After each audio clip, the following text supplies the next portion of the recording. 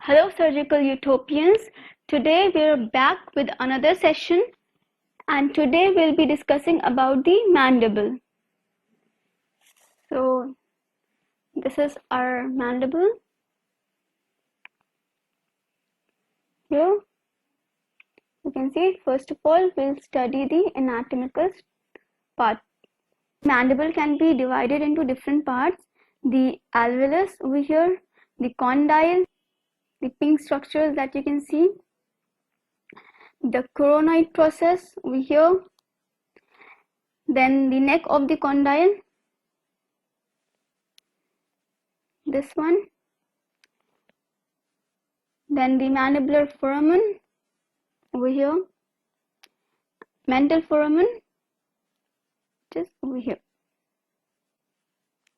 and the body of the mandible, this larger area. Then this is the ramus of the mandible. You can see here.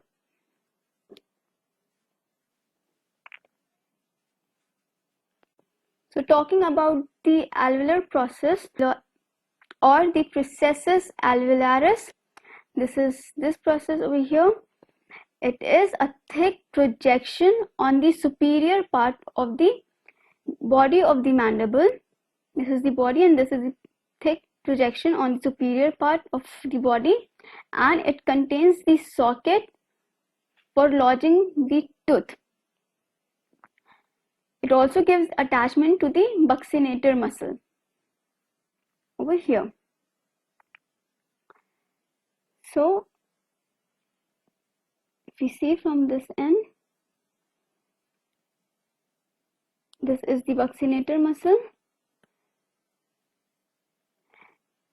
and it takes its origin from the ridge of the mandible, the alveolar process of the maxilla above and pterygoid raphe, and it inserts at the angle and lateral portion of the upper and lower lips. So this is left buccinator and this is right buccinator. Okay, now we'll see the body of the mandible. The body of the mandible is also called as the corpus mandibuli.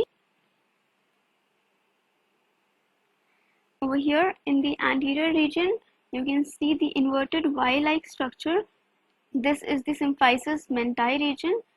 This is the junction of the two halves of the mandible, and it is evident even after the birth or in the adult mandible also. This region over here, these are the mental tubercle, and these are the prominent area on both the sides of the symphysis mentae, and mental tubercle along with the mental protuberance over here, they form the mental trigone.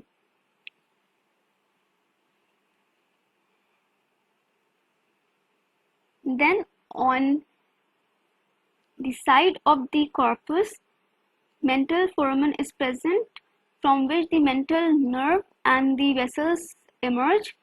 This is present at the apex between the second and the first premolars. This region over here is the oblique line and it is also called as linea obliqua mandibuli, and this starts from anteriorly near the mental foramen and moves upward and posteriorly, and it meets with the anterior border of the coronoid process. This external oblique line will give attachment to two muscles. One is the depressor anguli oris and the other one is the buccinator muscle.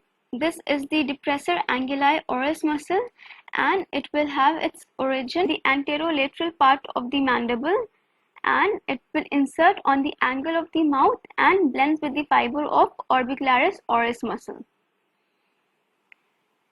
The external oblique ridge will give attachment to depressor anguli oris muscle.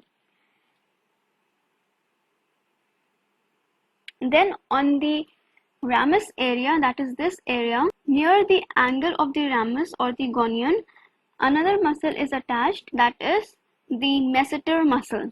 Now you can see that this is the deep fiber of the masseter muscle, which arises from the inferior part or inferior border of the zygomatic arch and attaches at the higher level on the ramus, whereas this is the superficial fibers which is arising from the two-thirds of the zygomatic arch and attaching on the angle of the ramus on the lateral surface. Right. Now turning this is the posterior border of the mandible. Over here you can see number of structures. First is this is the angulus mandibuli on the medial side, and it gives attachment to the medial pterygoid muscle. So here is the medial pterygoid muscle with its two heads. This head is the superficial head and this is the deeper head, and it will take its origin from the medial surface of the lateral pterygoid plate and insert on the medial side of the angle of the ramus here.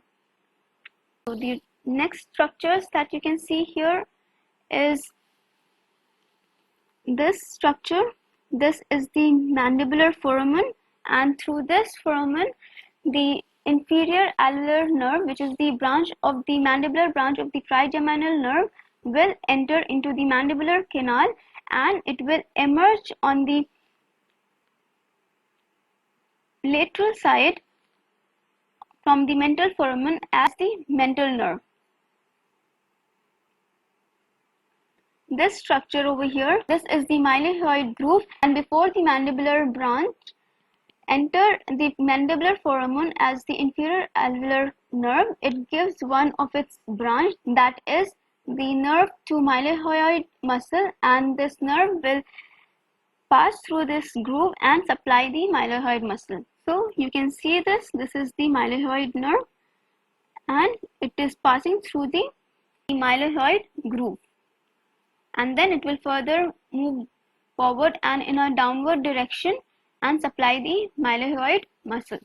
Then after the branch to the mylohyoid nerve has been given out, the mandibular nerve will enter into the mandibular foramen as the inferior alveolar nerve. Over here that you can see in purple, this is the inferior alveolar nerve.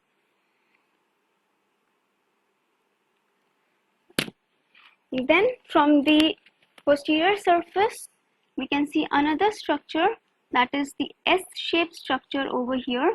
This is called the mylohyoid line or the mylohyoid ridge, and from this ridge the mylohyoid muscle will take its origin and form the floor of the mouth. So here you see the mylohyoid muscle. This is taking its origin from the mylohyoid ridge over here and it forms the floor of the mouth. You can see from this side it is forming the floor. Right. Next structures that you see over here is this inverted Y, which is the posterior part of the symphysis mentae. Then this is the sublingual salivary gland.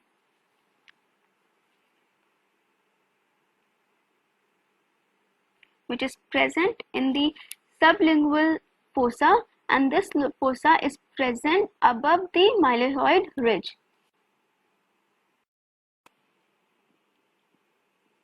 Next structure that you see is this structure. This is a fossa which is present below the mylohyoid ridge and it lodges the submandibular gland. So this is the mylohyoid ridge and the submandibular gland is present over here in the submandibular fossa below this ridge. You can see.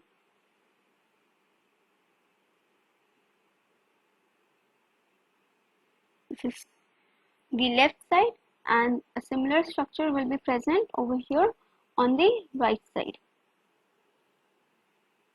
over here.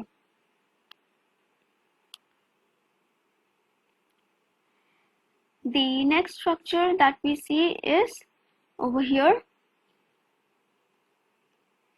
this little thing over here. This is called the mental spine, or another name for this is the mental tubercle. So there are two pairs of the mental tubercle, two superior and two inferior.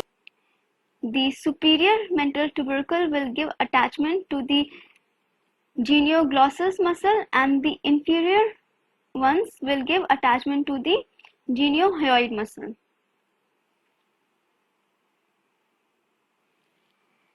So this is the genioglossus muscle. You can see from this side or from this side. This is the tongue. This is the tongue.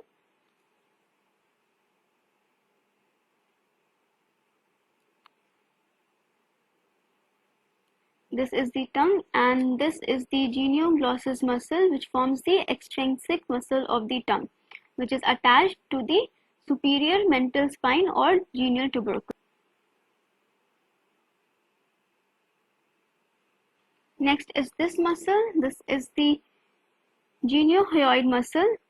It is attached to the inferior genial tubercle. There are two pairs. This is the left side, and a similar structure will be present on the right side also, and it will further attach downward on the hyoid bone over here. You can appreciate this. This is the geniohyoid muscle, originating from the mental spine, inferior mental spine, and inserting on the body of the hyoid bone over here. Moving on to the next structure, another depressions present on the inferior border of the anterior part of the mandible, that is over here.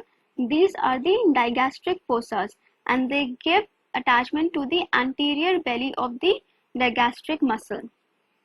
Over here, this is the anterior belly of the digastric, having its origin from the digastric fossa on the inferior border of the mandible on the posterior side, and its insertion is on the intermediate tendon on the lesser wing of the cornua of the hyoid. Next, we will talk about the condyle over here. So, as you can see, the condyle consists of the head of the condyle and the neck of the condyle. So on the neck of the condyle, there is another depression which is present over here. This is called as the pterygoid fovea, and it gives insertion to the lateral pterygoid muscle. Here, these are the lateral pterygoid muscles attaching on the pterygoid fovea on the neck of the condyle. You will see here. There are two heads of it. This is the superior head and this is the inferior head. The inferior head is originating from the lateral surface of the lateral pterygoid plate, and the superior head is originating from the infratemporal surface of greater wing of sphenoid bone. These heads will attach to the pterygoid fovea, that is the depression on the neck of the condyle. Next is the coronoid process.